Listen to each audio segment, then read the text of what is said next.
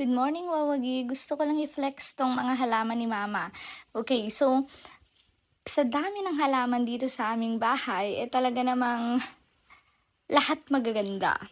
At ang isa nga sa pinakagusto ko ay itong mga adenium. Ayan, so itong mga to.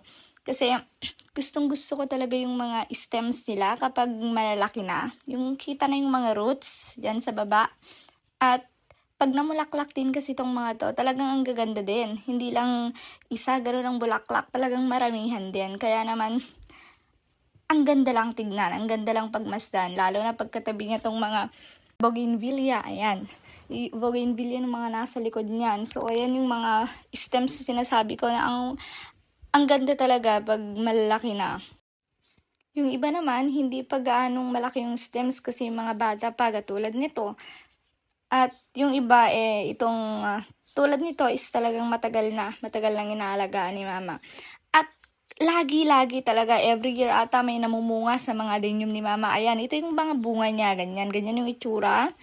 Bale, pag nahinog na to, may mga seeds rather, at yun yung tinatanim ni Mama.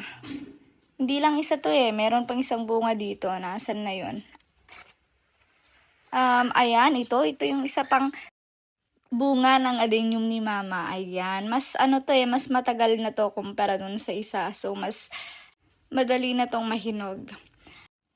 Madali lang din tumubo yung mga yun pag itinanim na, kaya naman marami talagang mga tanim si Mama. Kung mapapansin nyo yung isang pot, 3 yung nakatanim sa kanya. Ayan, so hindi lang 3, yung iba 4 pa.